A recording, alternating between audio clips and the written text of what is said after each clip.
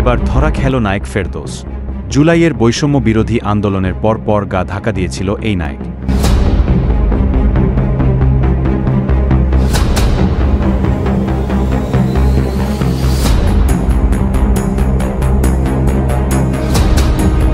কিছুক্ষণ আগে ঢাকার এক ফ্ল্যাট থেকে তাকে আটক করেছে আইনশৃঙ্খলা বাহিনী।